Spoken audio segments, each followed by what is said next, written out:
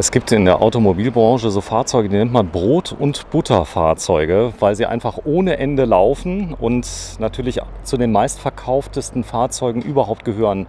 Und ich denke mal, der Campeo, der gehört definitiv dazu. Momentan schon, also der ist komplett neu dieses Jahr, beziehungsweise 2020 auch schon.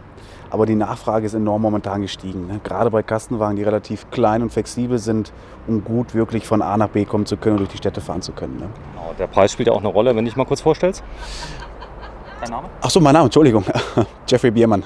Jeffrey Biermann. Wir sind tatsächlich in Bielefeld. Wir sind bei Palmowski und haben eine große Auswahl. Der Hof ist relativ leer, aber ihr habt relativ viele Fahrzeuge noch da, denn ihr habt gut vorgeordert. Das auf jeden Fall. Also einen Vorlaufbestand haben wir definitiv. Das heißt, da dürfte für jeden das passende Modell dabei sein. So, und das Kastenwagensegment, es gewinnt immer mehr und mehr Freunde. Patricia, dreh dich mal gerade um. Das ist übrigens auch, es ist ein teilintegrierter, es ist kein Kastenwagen. Das gibt es übrigens auch von Palmowski, haben wir ein eigenes Video zugedreht, ja, ein bisschen Cross-Reference machen. Aber jetzt sind wir ja beim Campeo. Das ist ja relativ unauffällig. Damit kann man dann auch mal in der Innenstadt einfach mal stehen bleiben. Man darf ja zur, ich sag mal, Erfrischung darf man ja übernachten, aber nicht campen. Das darf man. So, und so ein Kastenwagen, das ist ganz praktisch. Du könntest ja darin wohnen in Magdeburg. Ja, theoretisch schon. Also meine Studentenwohnung ist, glaube ich, gefühlt genauso groß. Ist das so? Ja. Ist das für dich eine Option, wenn du das Geld hättest? Ein Kastenwagen und dann Vanlife oder lieber doch normal? Boah, ich habe mich damit ehrlich gesagt noch nie so beschäftigt, aber ich glaube, ich würde da auf jeden Fall auf Reisen gehen, ja.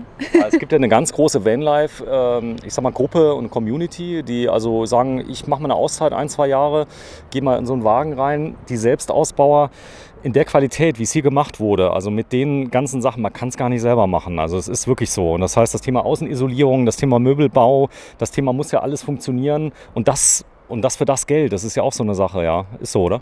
Das definitiv. Also wir haben hier vernünftige Möbelbauer, vernünftige Komponenten in dem Fahrzeug verbaut für ein super Preis-Leistungs-Verhältnis, wo man eventuell, wenn man das genauso hinbekommen möchte, beim Eigenausbau eventuell teurer kommen kann. Bei Bürstner, das ist so eine, sag mal, tolle Marke aus dem Hymer-Konzern. Also die steht für gute Qualität. Das definitiv, ja. So, hier sieht man, ihr habt das Design ist von euch oder kommt der so ab Werk? Der kommt so ab Werk. Länge? Länge haben wir hier 5,99 Meter, also einen kompakten 6-Meter-Wagen. Ja, viele fragen ja nach 5,99 €, der alte Fährentrick. Ich war zwar einmal auf einer Fähre, aber da habe ich auch ordentlich bezahlt, weil ich hatte einen Wohnanhänger plus einen VW-Bus. Da war ich, glaube ich, so teuer wie jetzt ein 40-Tonner.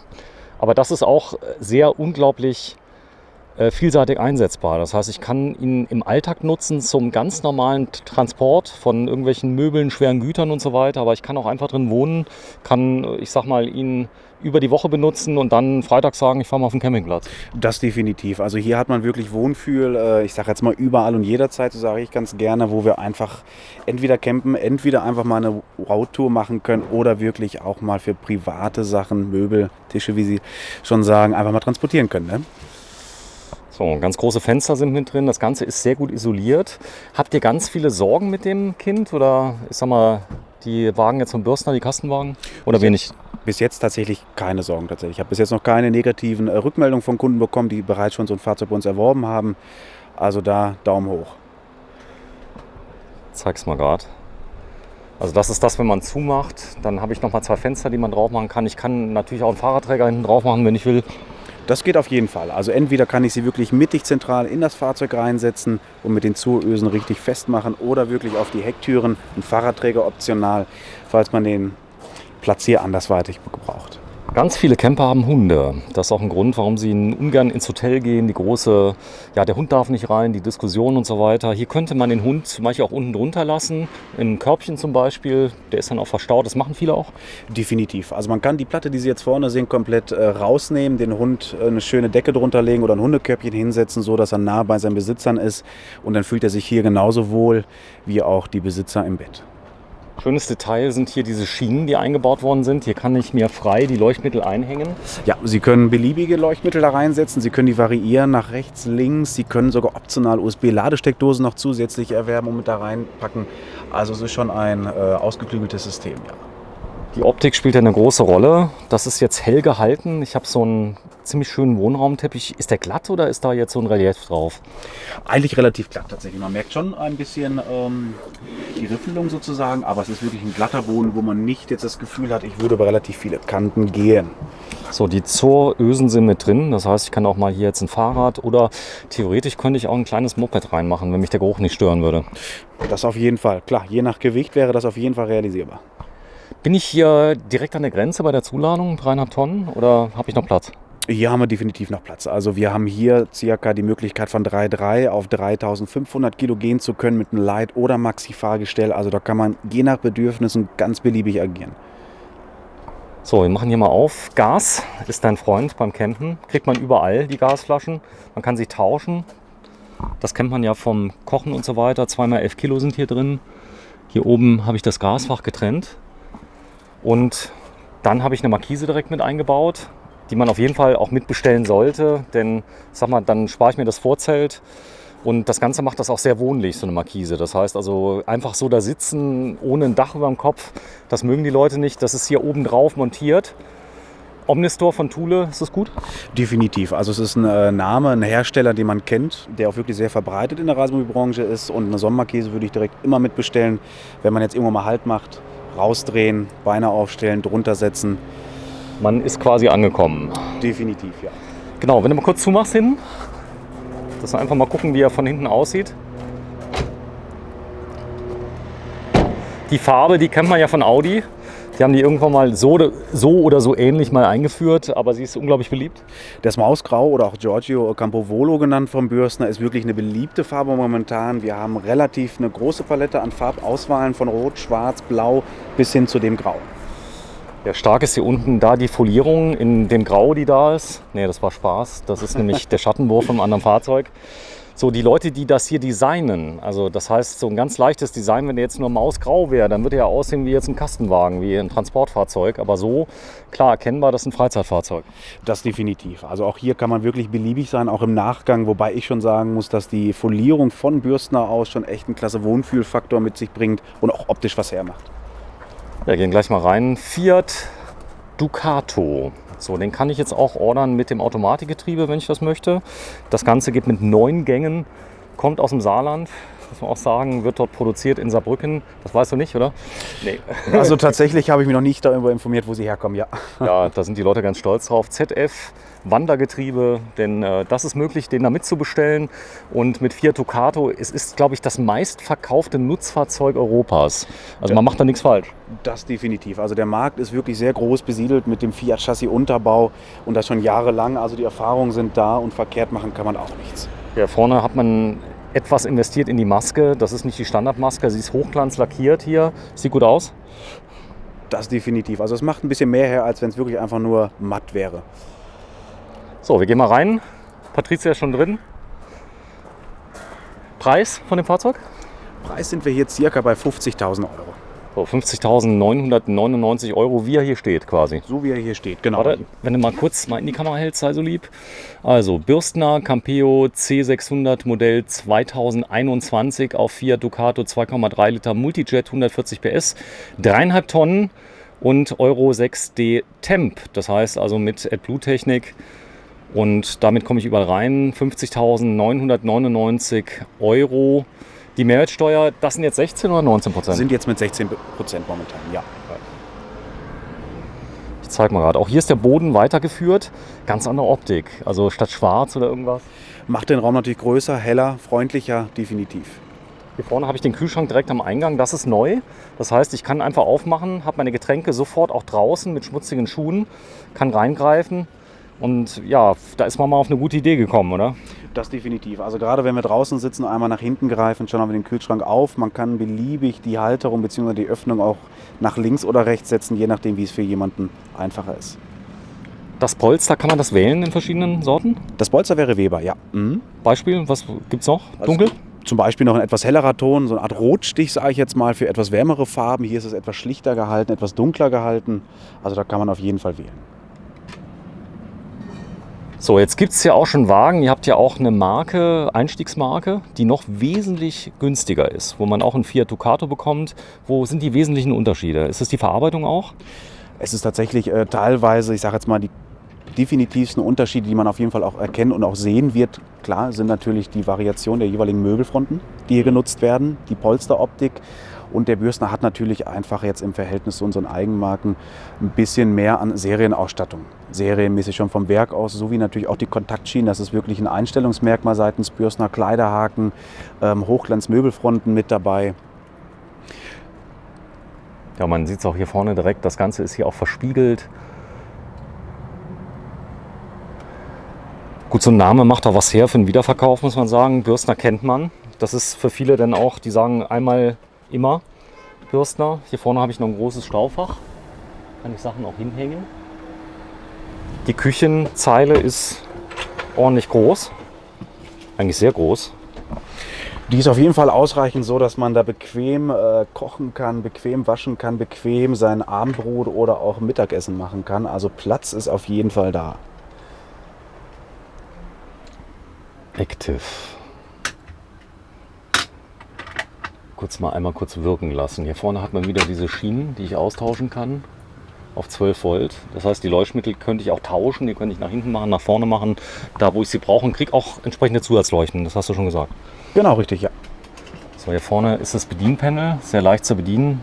Da sehe ich die Spannung und die Tanks. Genau, richtig. Die Truma hat ja Einzug gefunden. Kann man den auf Wunsch auch bestellen mit einer Heizung mit Diesel? Ist das möglich? Wäre bei Bürstner auf jeden Fall möglich. Also die etwas größere Variante mit Längsbetten gibt es mit optionaler serienmäßigen Dieselheizung oder auch Heizung Kombi 6E ist auf jeden Fall bestellbar, je nachdem, welche Anforderungen die Heizung machen soll. Hier vorne, man hat so einen fortlaufenden Möbelbau, der den Raum unglaublich lang macht. Das ist durchgehend Vollkorpusmöbel, die auch noch mit drin sind.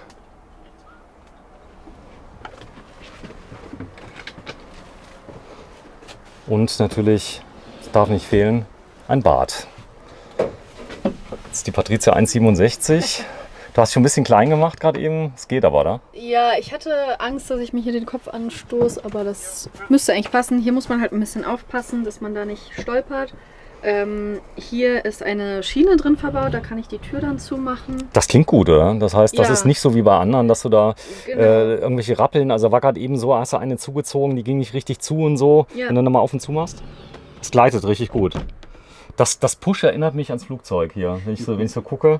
Siehst du hier vorne, Push? Patrizia, mach nochmal auf.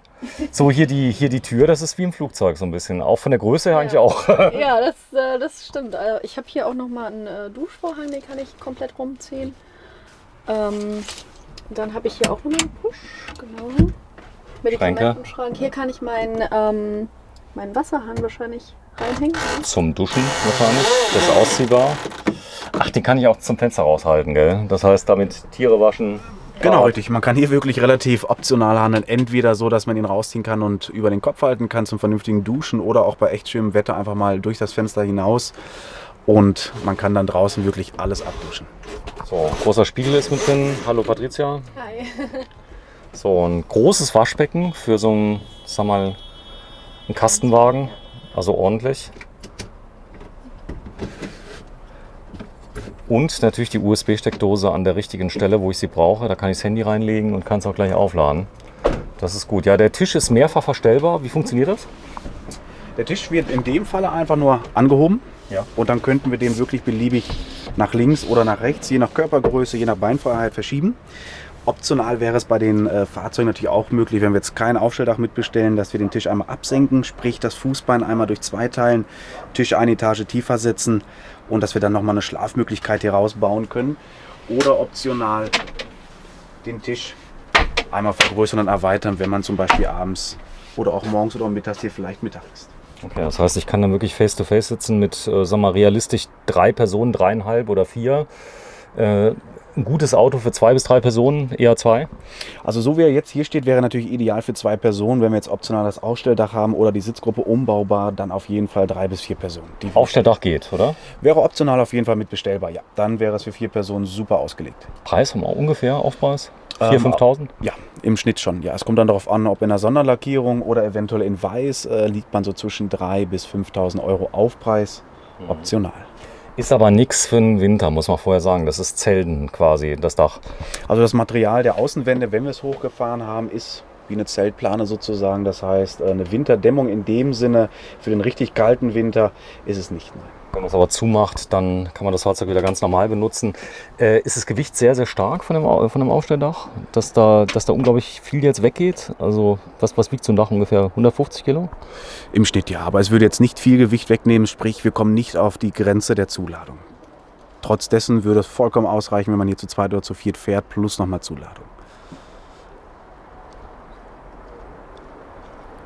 So, 50.999 Euro. Der große Bericht über Bürstner. Ja, wir waren ja auf der Messe, haben alles gezeigt, bekommen uns auch für den Dreh kein Geld, keine Vergünstigung, leider nicht. Und zeigen einfach mal, was geht, denn Hümer war ja nicht auf der Messe, deswegen sind wir ja heute hier.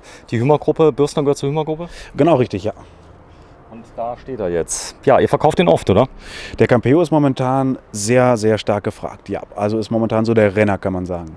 So, die Thule Omnistore ist natürlich drauf. Hier vorne ist noch eine LED-Leichte mit entsprechende Leiste mit drin, die direkt integriert ist. Die Tür, die zieht sich ja nicht von selbst zu, nehme ich an. Das heißt also, die mache ich ganz normal zu. Genau, richtig, ja. Also eine Art Softclose gibt es jetzt in dem Sinne natürlich nicht. Das heißt, wir schieben die Tür vernünftig zu. Dann ist es zu. Der Vorteil ist, das kann auch nicht kaputt gehen. Man zieht dran.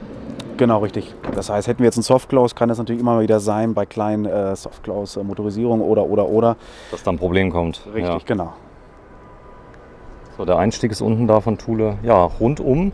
Wenn ich jetzt das Fahrzeug kaufe, ist das auch ausgestattet mit einer entsprechenden Gewährleistung? Das auf jeden Fall. Sie haben beim Neukauf eines Reisemobils 2 Jahre Herstellergarantie einmal oder beziehungsweise Gewährleistung auf den Aufbau und auf das Fiat-Chassis. Das heißt, sollte innerhalb dieser Zeit irgendwo was kaputt gehen, dann können Sie sich natürlich gerne bei uns melden und wir tun das Bestmöglichste, das wieder instand zu setzen. Wenn ich jetzt weit weg bin, habe ich auch die Möglichkeit, jetzt zu einem anderen Partner zu gehen, von Bürstner, geht das? Ja, also Sie können zu jedem Fiat-Vertragshändler gehen, gerade für den Motor, für das Chassis. Sie können natürlich aber auch zu jedem Bürstner-Vertragshändler gehen, wenn irgendwo Kleinigkeiten sind oder Reparaturen gemacht werden müssen. Also wenn da irgendwas zu machen ist, auch natürlich außerhalb der Garantiezeit, man kann da hinfahren, man kann sich dort auch beraten lassen.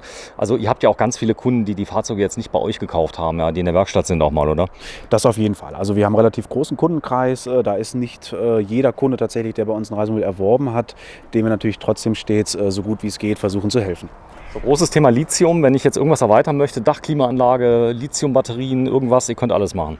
Das könnten wir auf jeden Fall realisieren. Von Dachklimaanlage, Solar, Sattantenne mit Lithium-Wechselrichter, also richtiges Autarkpaket, das ist kein Problem, ja. Jeffrey Biermann, hier steht ja der Campeo, der heißt jetzt ganz genau wie, der hier? Das wäre jetzt der Campeo C600. Ja, Dankeschön, tschüss. Sehr gerne, ciao.